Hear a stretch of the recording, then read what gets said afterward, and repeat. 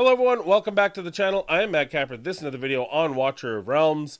Today we're going to do another Sun Wukong, this time an actual study on the actual account, running Semra 2. There's nothing going on for pulls, summons, so I thought this would be a good time to do this. I actually had this done a few days ago.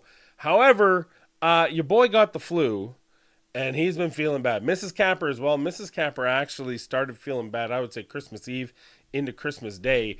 And today, she's just finally feeling well enough to get some errands done and is thinking, I'm a little tired. I probably won't make all the errands. Like, that's how she's at.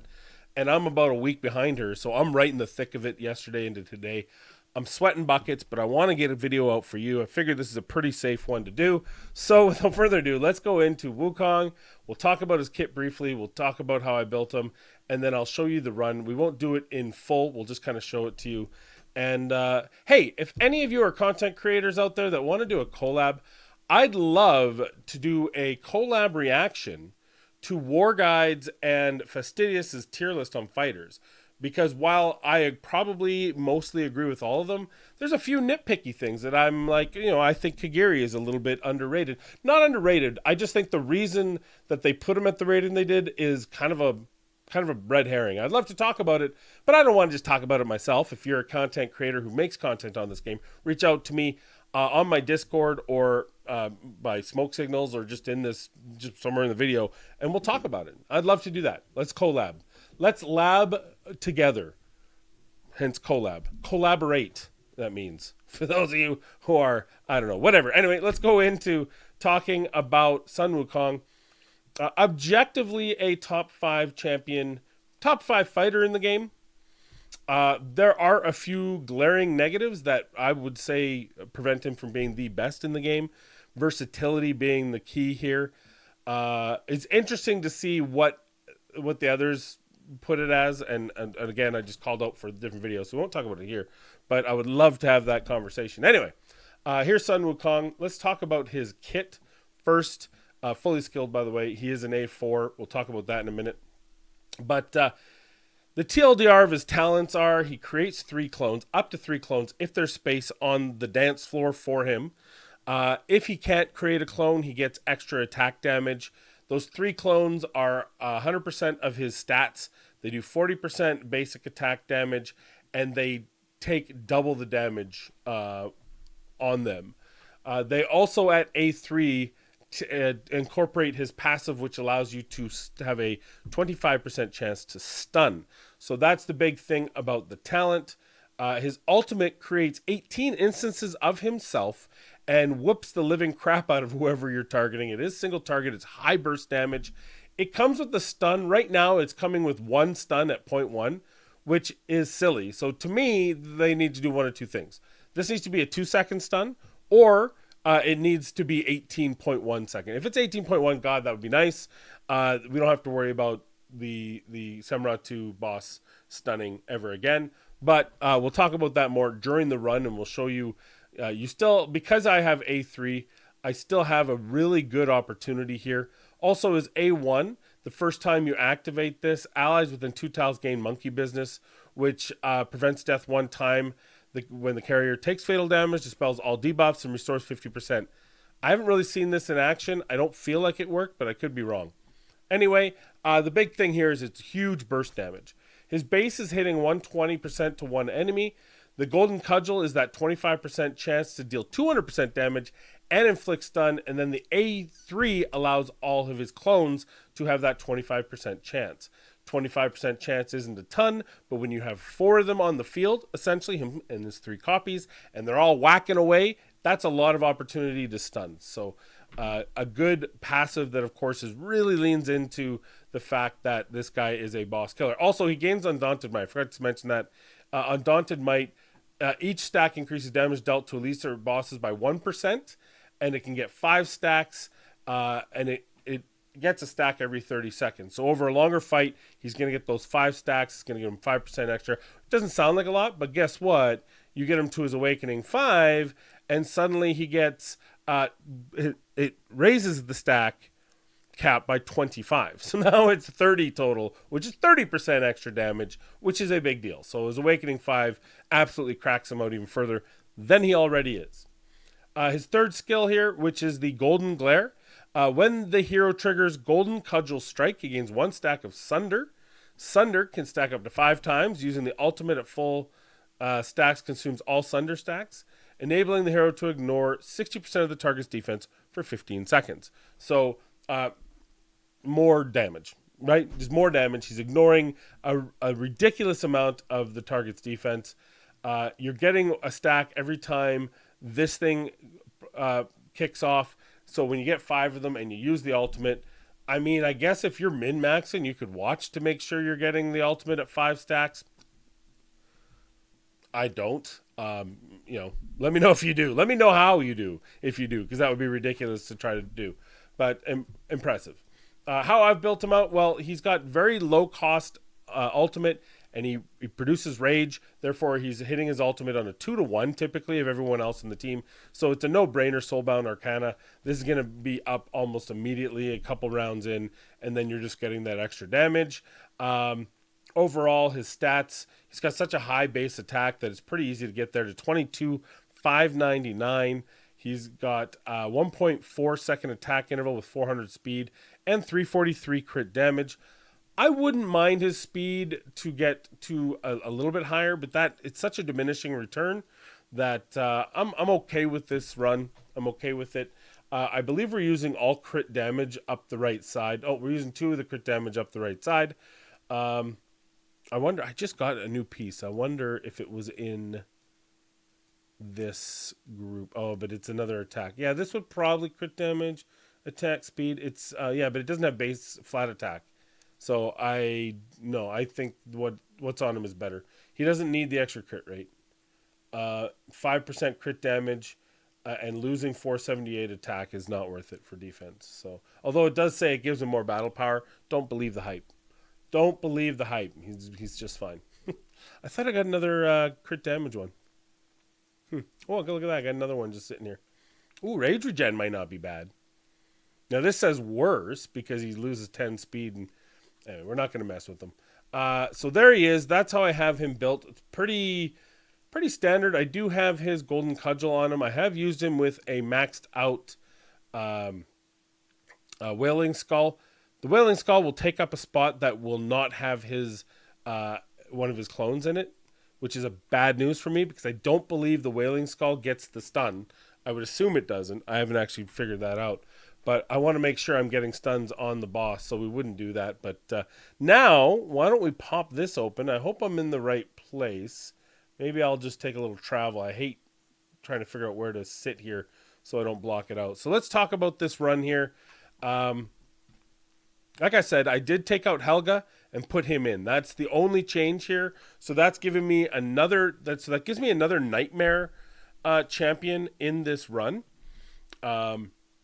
Which is going to boost their overall stats. I now have 4, and all 4, of course, get laid out in this sort of thing. I have 3 Arbiter, and then I have the 3 main healers of Elowin and Pharisee and Dasomi. Now, Dasomi should come out for Carnelian if I were a better player.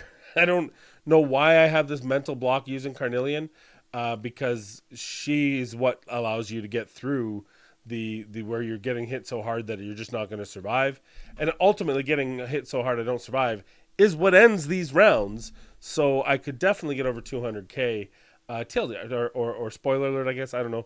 I don't hit 200k. In fact, I don't even hit my top damage, and it's really interesting. So let's play this out here. I think I paused it a few times, but you can see here. Pretty standard run around an Elowin, making sure that we're getting equal coverage with all our healers. We've got Dasomi running one way, and we've got Pharisee running the other way. Those two have full coverage. Elowin does not have coverage on Twyla. It's not a big deal because she is covered by Dasomi and Pharisee for heals. So Elowin's heals, though, are not there. She's still perfectly fine. Now you see here, this is where you've got all the monkeys, right? I put Sun Wukong right here, and then you've got the 3 copies of him. He's actually in the middle of his ult, so you're seeing all of his ult. but you see the 3 there, and we're actually getting some pretty good stuns. You see we're already at 6 halfway through. It's looking like the stuns are doing fine. There's a little bit of a panic there. 8, 9, we're doing good. 10, 11, and 12. I didn't, in fact, and I wasn't paying attention because I thought we were gonna kill him, so it didn't really matter. I didn't even activate Tordor. Now Tordor's ultimate gives him some additional speed, I believe, and it also helps with his stun. Let me read what his does, because now I effectively have 5 stun champions on the field, and that's going to come into play a little bit later. His ultimate increases attack speed by 80, damage by 120, and attacks multiple enemies. It doesn't matter. The reason why I'm saying it, also Awakening 3, during the effect of Hellfire burning, increases the chance to trigger Atrocious Trample by 10%. His Atrocious Trample, each attack launched has a 30% chance to launch an AoE attack, dealing 90% AoE damage and inflicting the targets with stun. And then Awakening 1 increases the range, and then 3, again, during the ultimate, by 10%. So during his ultimate, it should be a 40% chance, plus I've got extra attack speed, so I'm attacking more often.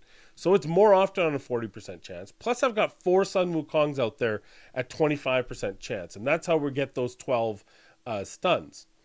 Now, the reason why I say that is we're going to fast forward a little bit here.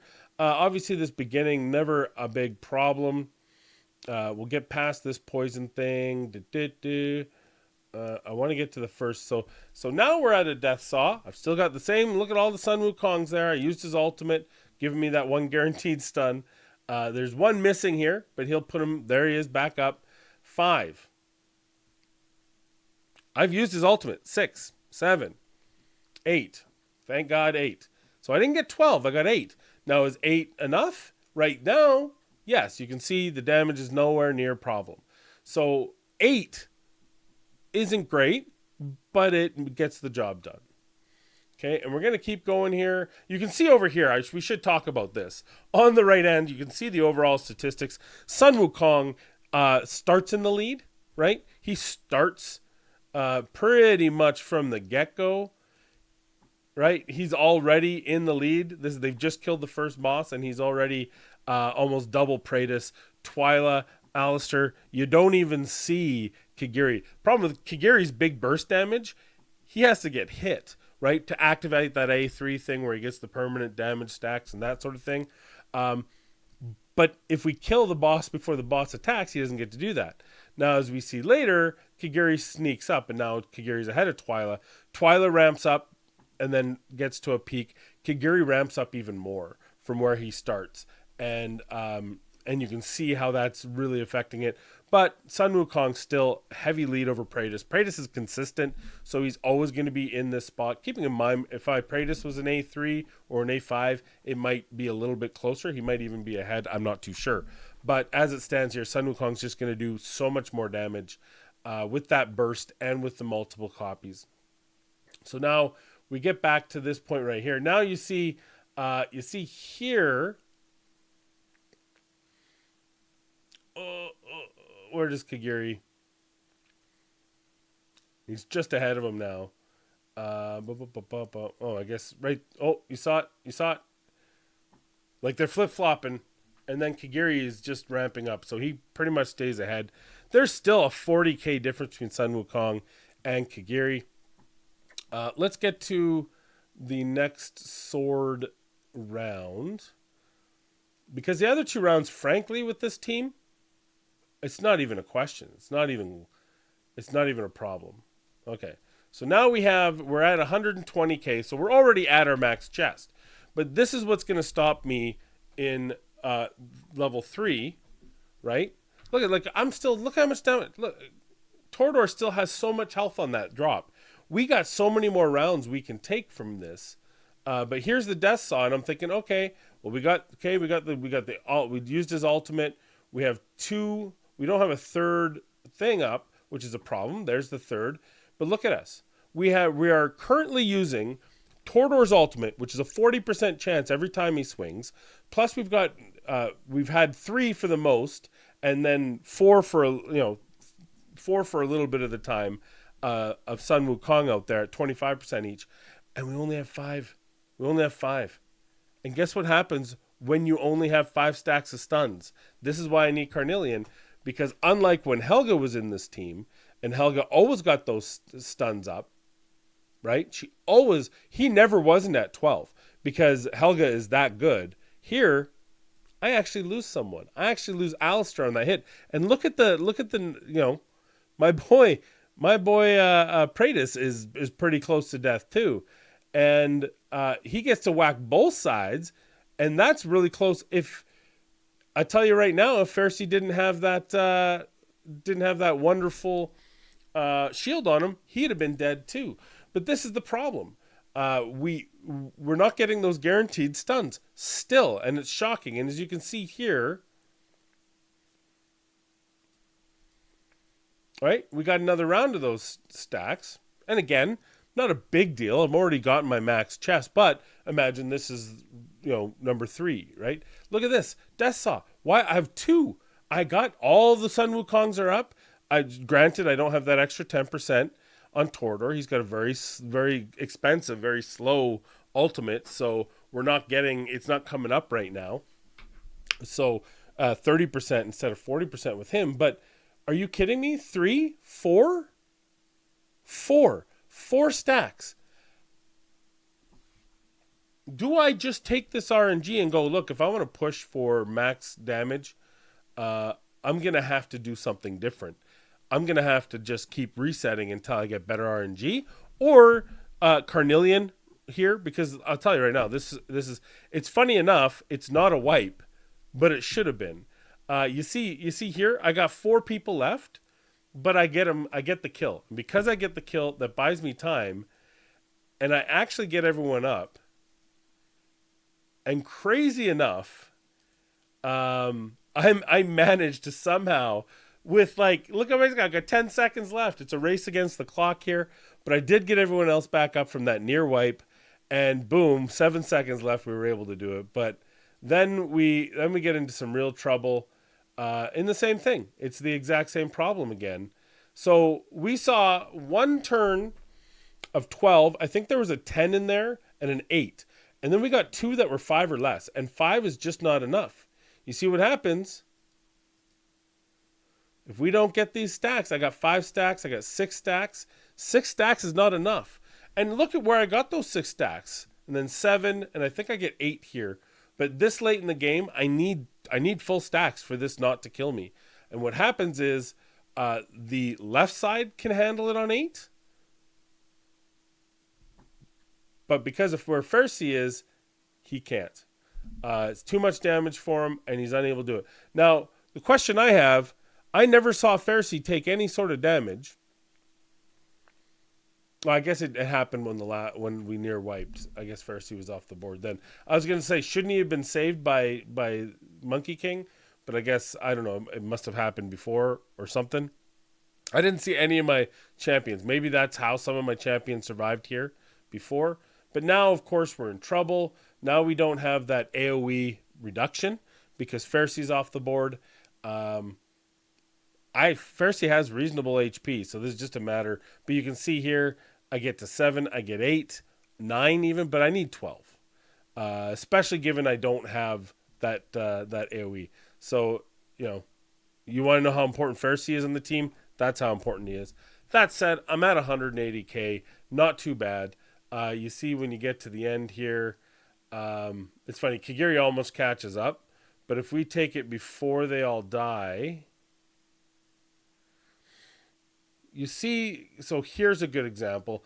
Kagiri did catch up. He never did quite make it back, but he was as far as 50k different, 50 million different, and here he's 22. So Kagiri is able to keep up and keep ramping up, whereas Sun Wukong is at a pretty consistent state overall. And then it doesn't really count at the very end because, Kagiri, because of his abilities, just happened to be the last one alive. So I wouldn't count this. I would say 25, 28k is kind of as close as he got realistically.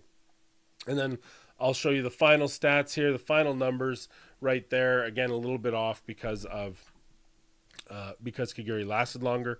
But yeah, obviously Twyla, if I get more books into her event or more copies, more awakenings, she's eventually going to be probably passing Praetus as well in damage. But as it stands now, this is the way the team's shaken out. Alistair, which is at the bottom. I don't think, do I show Alistair? Oh, I do. He's at 20 million. So it's like a far cry, right? 208, sorry, 20.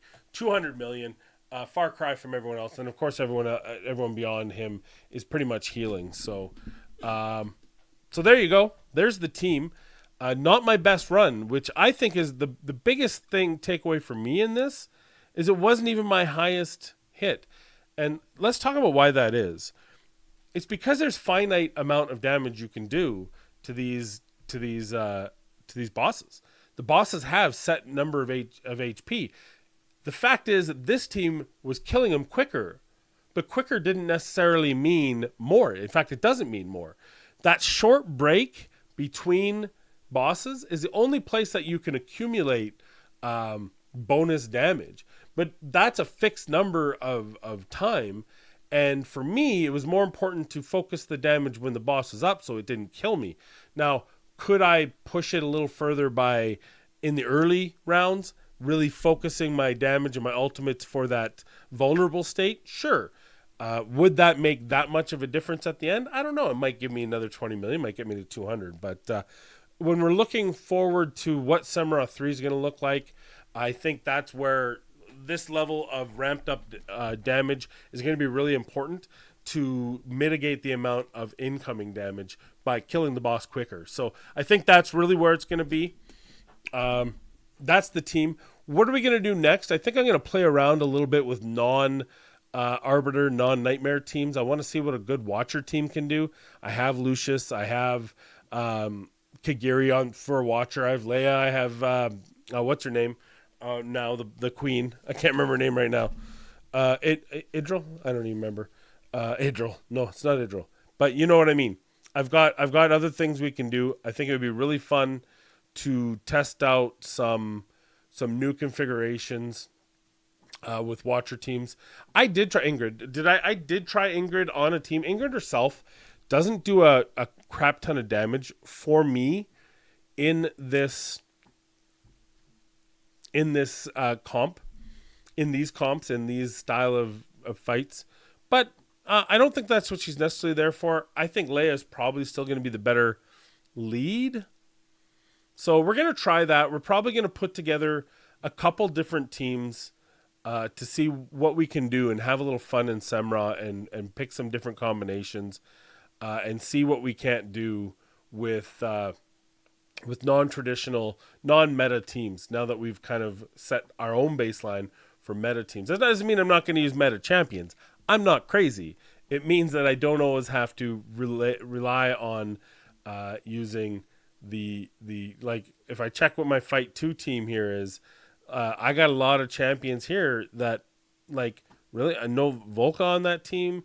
We have our if I do a non-Arbiter team, I can bring Volca in. Lust is such a great champ for this.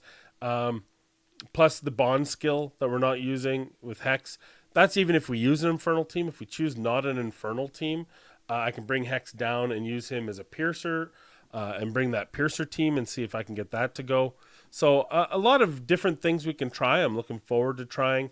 We're going to take her out of this team, actually, because we have a pretty freaking guaranteed team now with Helga on this team. This is pretty easy. 30k. I don't need the boost, the inspiration. It's not worth it. So anyway, I'm going to run Apocalypse 1 now before I forget. And that's the video. Thank you for watching. Let me know, what team would you like to see? Would you like me to see a Watcher, an Ingrid Watcher, maybe a Leia Watcher? Obviously, maybe both of them on there. I got to just remember to move her to single target. Is there an easy way to tell if she's single target or not? I've always never been able to figure that out. Is it she's naturally multi and you hit ultimate once and then she's single target? I don't know, let me know in the comments down below. But that's all I have for you today. I hope it was worth it for you. Could we do a northerner team? No, we can't. That was a trick question. Thank you for watching. Appreciate you. Please be kind, be safe, and we'll see you in the next video.